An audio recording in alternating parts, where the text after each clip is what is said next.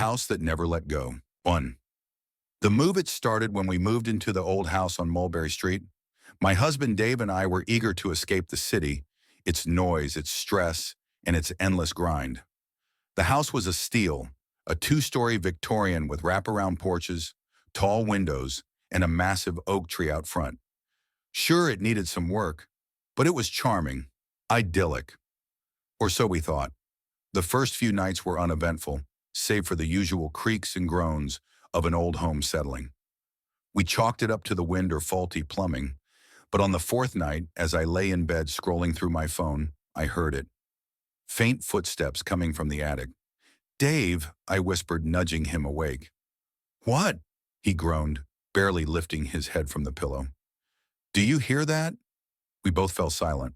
The sound came again, deliberate and slow. Step, pause, step. "It's probably just the house," Dave muttered before rolling over. But I wasn't so sure. 2. The attic. The next morning, curiosity got the better of me.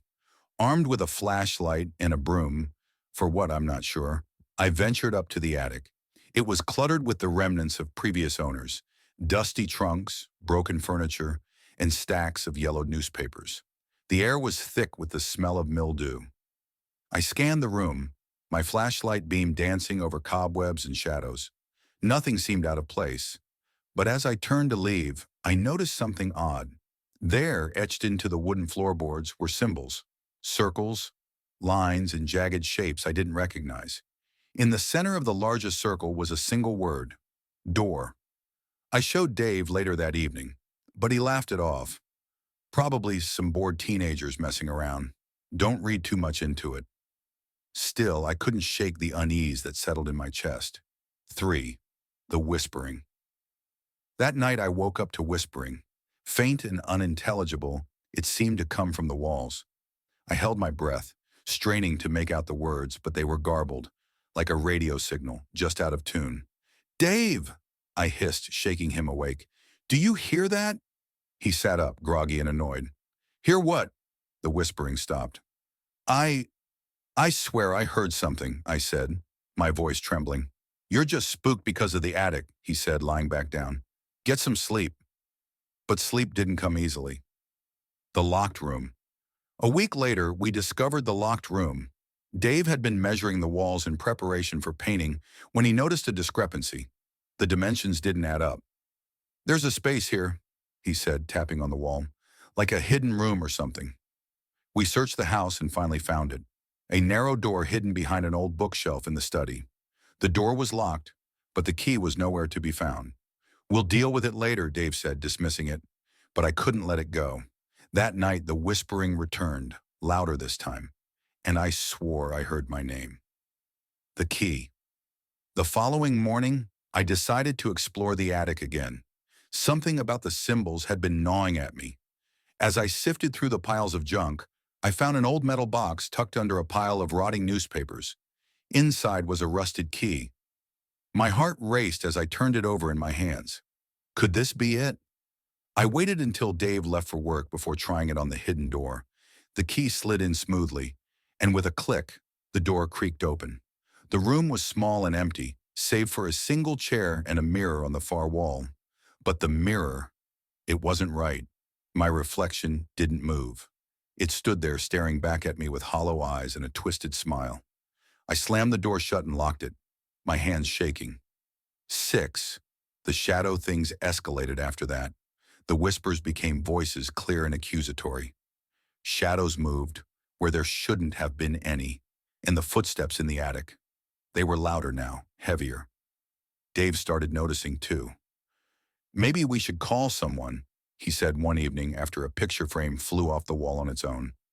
"Like who?" "A priest?" I snapped, my nerves frayed.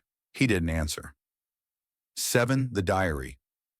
As the tension in the house mounted, I decided to search for clues in the attic again.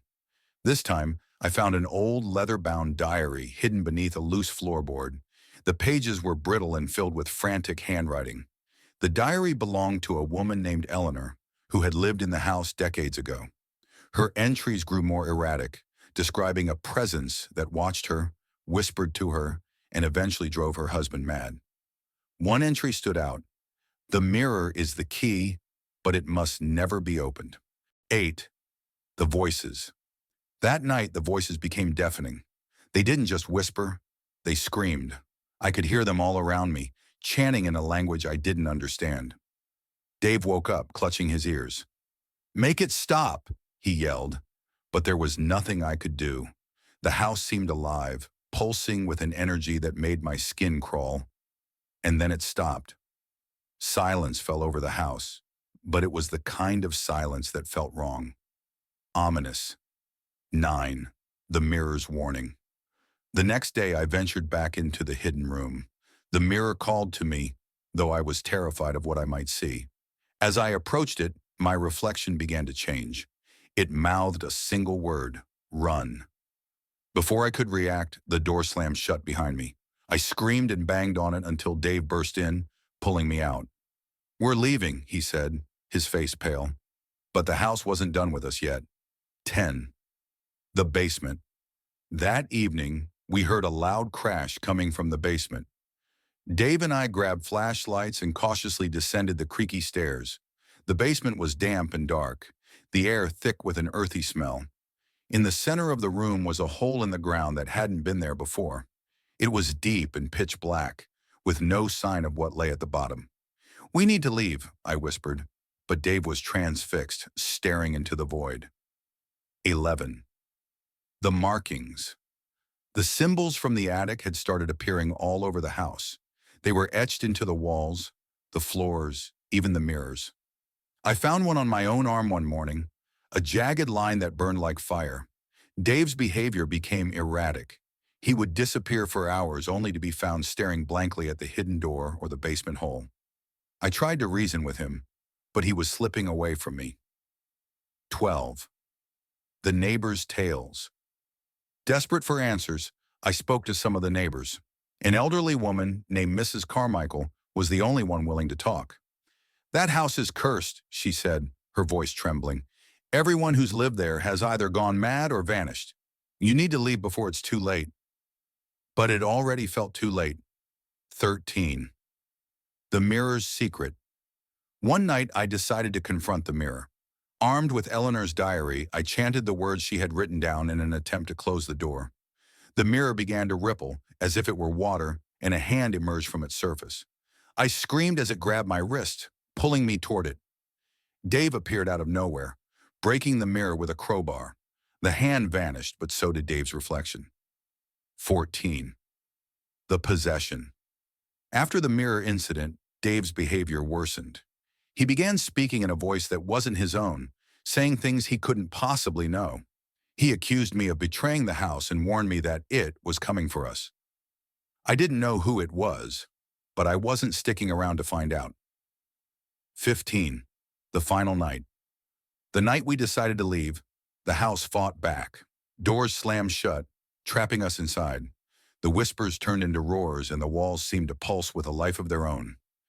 Dave grabbed my hand and we ran for the front door, but the floor beneath us gave way and we fell into the basement. 16. The basement ritual. In the basement, the symbols glowed with an eerie red light. The hole in the ground had expanded, and from it emerged a figure cloaked in shadow. It pointed at Dave, who collapsed to the ground, convulsing. I screamed and tried to pull him away, but the figure's gaze turned to me. It whispered my name, and for a moment, I felt myself slipping away. 17. The escape. With a surge of adrenaline, I grabbed a broken piece of wood and swung it at the figure. It dissipated into smoke, and the house seemed to shudder. I dragged Dave up the stairs and out the front door, not stopping until we were in the car. As we drove away, I looked back to see the house's windows glowing red, like eyes watching us.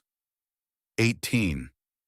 The hospital. Dave was admitted to the hospital, but he was never the same. He barely spoke, and when he did, it was in that other voice. The doctors couldn't explain it, and I stopped trying to. 19. The dreams. Even after we left, the house haunted me. I dreamed of the symbols, the mirror, and the shadowy figure. I would wake up screaming, convinced I could still hear the whispers. 20. The return 1 year later, I couldn't resist the pull. I returned to the house, determined to face whatever evil lurked there. But when I arrived, it was gone. The lot was empty, the house reduced to rubble. As I stood there, I heard it, a faint whisper carried on the wind. Welcome back. 21. The Researcher. Weeks after returning to the lot, I was contacted by a researcher, a man named Dr. Lin. He had spent years studying houses like mine, locations tied to strange phenomena. You barely escaped, he said. The house may be gone, but its mark remains on you. I didn't know what he meant until I saw the symbol, the jagged line, reappear on my wrist. 22. The Notebook Doctor. Lynn gave me a notebook filled with accounts of other houses. One entry described a house that reappeared after its destruction. The occupants claimed they had moved far away. Yet one by one, they were drawn back to the location, some willingly, others by force. My hands shook as I read the final words. It never truly lets you go. 23. The Reappearance. One night I woke to find Dave standing at the foot of the bed, staring at me with hollow eyes. It's here, he said, his voice a mix of his own and something darker. I looked outside. The house had returned. It stood exactly where it had been, as if it had never been destroyed. Its windows glowed faintly, beckoning me. 24. The Final Choice. I knew I couldn't run anymore. The house would keep coming back, pulling me and Dave into its grasp. As I approached it, the whispers turned into a chorus. The front door creaked open, inviting me inside. I stepped through, leaving the world behind. The last thing I heard was the door slamming shut and a voice, my own voice, whispering from somewhere deep within. Welcome home.